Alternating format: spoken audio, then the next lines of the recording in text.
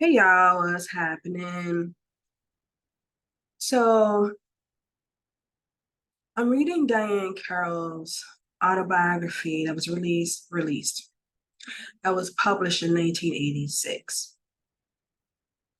And it is so good. It's so relatable and funny and emotional.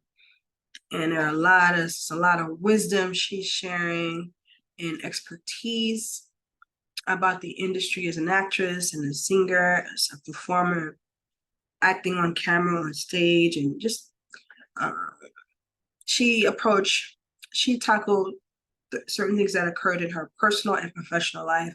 And it's such a wonderfully written roadmap of components of her journey. And I'm so happy that she opted to share it in an autobiography book. Um, she was 49 years old when this book was written. And she had a very complicated life, as we all do.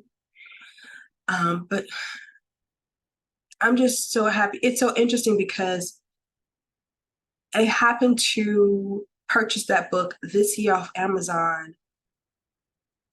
And like I said, it's been around, it's been published since 1986. I was never compelled to buy it. My curiosity never led me to it until this year, which is timely because it is also helping me mold my new short screenplay, Nefertiti. So some of the gems she's sharing is confirming and or hoping will help me strengthen the screenplay, the characters. So the timing is perfect for me. I'm so grateful. Um, and speaking of Nefertiti, like I said earlier in another video, I had a private Zoom reading of it with 3 actors and 4 actors, and one of them, Valerie Donaldson, she read the narration, the description, and the action. And can I tell you, to hear seasoned, excellent actors interpret your dialogue is, and they do it so incredibly well. It is like artistic heaven. You understand? It is like artistic heaven to a screenwriter, actor's ears, to hear them interpret it the way you envisioned it, and even elevate some ways in which I thought that it would be interpreted. Like it is heaven. It is really heaven to a screenwriter actress like myself.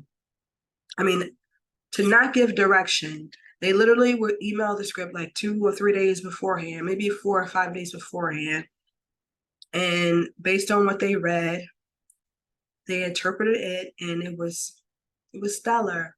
In many instances, it was stellar. I was cracking up. Like I put my camera on my, photo on, so they would see me reacting to it. Like maybe 5 minutes after the fact, and I was cracking up laughing. I was like, yes. Um, it's like it's everything. It's everything. Um, yeah. So shout out to Walela Mahar, who killed the interpretation of reading the lead character Nefertiti. Shout out to Leonard House, who killed the interpretation of reading King. Shout out to Michael Green, who really did a lovely job of doing Gino. We were challenged with the audio in certain instances. And shout out to Valerie again for doing a great job with the narration. I'm telling you, like, it's everything. I mean, creatively, it's everything outside of writing the script itself and acting. So yeah, screenwriters out there. Also, I want to shout out Linda Green. She is an actress here in New York, and she's also a casting director for independent films and plays. If you need a really good casting director for your independent film, whether it be short or feature film or plays, and you're here in New York, look out for her because she's really thorough and she's a good person. She's looked out for me like several times. She was also in my movie Sweet Thing. Her name is Linda Green with an E. But yeah, if you any of you actors out, filmmakers out here in New York who need someone to cast their films, Linda Green with an E, she is on Facebook, hardcore. All right. So much for the shout out. So I was watching the Chaz Palminteri YouTube podcast, and they'll pose a question, and Chaz and his two guests, women guests, one is a stand-up comedian, the other is an actress. His producer will pose a question, and they'll answer the question, and they'll discuss the topic. And they were talking about like what's rude, what's acceptable. Like, should a woman pay if a man asks a woman out for dinner? Should it be expected to pay for the dinner? Yes. And should a woman open the door for a man or unlock the door? I say yes. I'm fine with that too. But it's new school, right? So it's like they were like, what is the equivalent of opening the door, a woman opening the door for a man who's taking her out? I mean, do people have like what do you call them? The remotes, like, so there's no need. But he's like, you can still reach for it, or you can still like, hit the electronic button on the door so that it automatically open, But it made me think about when I was 21, which was basically 2 years ago. I had my friend Felicia and we would go out. I started going out to dinner and to lunch because prior to 21, I wasn't really going to sit down restaurants. Like, I wasn't. But with her, she was a lot more sophisticated than I was at the time. And she was accustomed to dining out. So we started dining out. I mean, not so much at high-end restaurants, just dining out at a nice restaurant, right? So in Chicago, we would dine out. So I started dining out with her. I started hanging out with her when I was 21. She was 22. And we would go to a restaurant, Mellow Yellow. When I was 20 years old, I started dining out with men who were my associates. Okay. Two who liked me, but I wasn't feeling them. Anyway, they were my associates. They became my friends. So I started dining out they started taking me out to dinner and lunch when I was 20. Boom. So at 21, I started going out to dinner with her and lunch with her in Hyde Park in Chicago on the South Side. And she would get mad at me because in my ignorance, I did not know. Y'all tell me if y'all knew this. Maybe, again, my curiosity didn't lead me to reading about it, dining out, courtesies, etiquette, dining out etiquette. I didn't know, y'all. And I feel bad. I feel silly, but I didn't know that I was supposed to tip the servers. At 21, I was like, aren't they getting paid? Why do we need to tip them? They're getting paid anyway. And she would get so mad at me. And I'm like, I don't care. Like, they're getting paid. We're paying the bills. They're getting paid. And in my ignorance, I didn't know that most of their income is based off of tips. They have to share tips with the bartender. If there's a bartender, I was completely ignorant. And my pride wouldn't allow me to receive her wisdom. I was like, I just kept repelling her with, like, no, I don't care. I'm not doing the tip. And then eventually I started tipping, and I understood the connection to their direct income.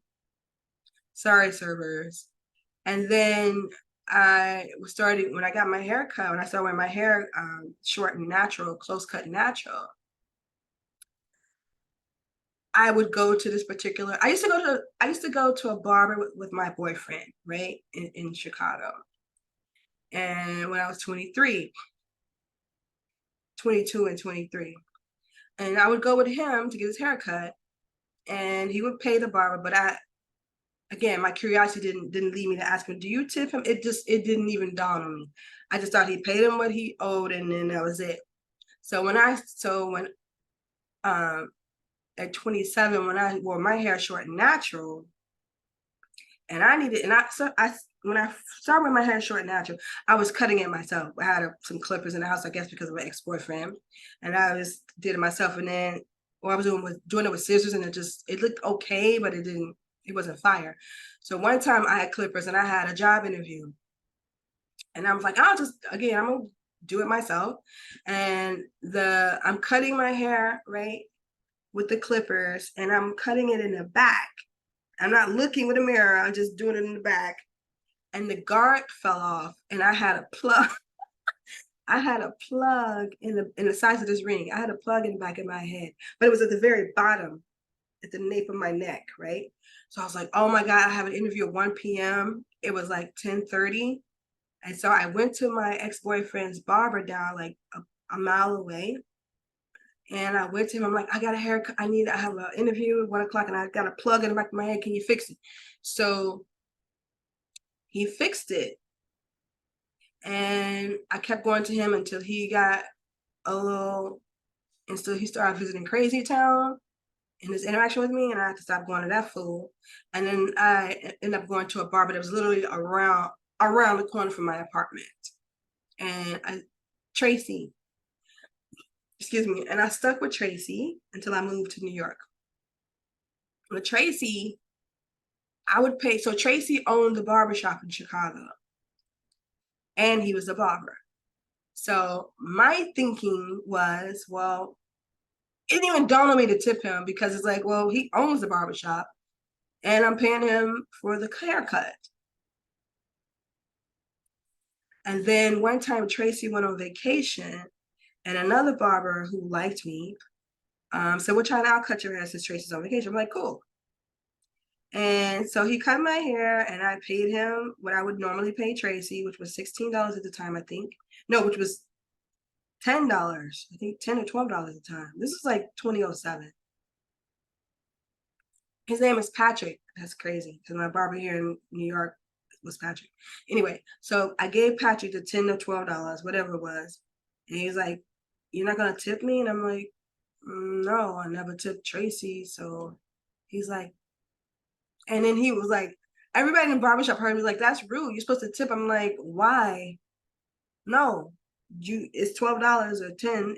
I paid Tracy 10, and or 12.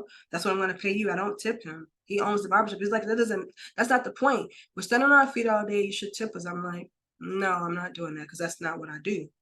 And then when I moved to New York, a former friend or associate who was also a barber, she's like, let me cut your hair, China. I'm like, okay, cool. And I put it on Facebook. I was like, hey, I'm curious, you all. Is it rude? Are we supposed to tip our barbers? Because again, my brother never told me. I just didn't know. And when I had a short haircut, again, I had a short haircut when I was 15, and my boyfriend cut it. Excuse me, he would cut it. So anyway, so I put it on Facebook, and I posted the question to the people who follow me, or I call them curiositors. And she chimed in, the woman who cut my hair. She's like, yeah, you're supposed to, because we stand on our feet all day and we give you the best haircut we can. And it's a courtesy. And I was like, oh, I didn't know. I mean, when the guy told me in Chicago, who stepped in for my barber, was on vacation, he had an attitude. So I'm like, maybe the way he said it, and he was loud, I was like, I just rejected that. But when she was like, yeah, we stand on our feet all day, it's just a courtesy tip. Really what she said, we stand on our feet all day, making you all look your best aesthetically. And I was like, and that's when I received it. And moving forward, I made sure I tipped barbers. Yeah, moving forward. So I'm curious, did you all always know when you started dining out as an adult, did you always know to tip the servers? And those who get haircuts or got haircuts, did you always know to tip your barber? Did you all always tip your barber? Did you guys always tip the servers? Like when you first start dining out as an adult? Because we didn't dine out. I don't remember dining out as a child or a teenager. I don't remember dining out. I remember my mother cooking a lot of home. My mother cooked for us, and I would go to my auntie, rest in peace, my sweet auntie. I go to her house to eat, like, yeah, I just didn't dine out as a teenager or a child.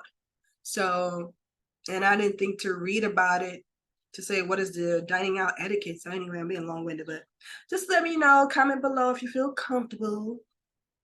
Have a good night, y'all. Peace. Chinese.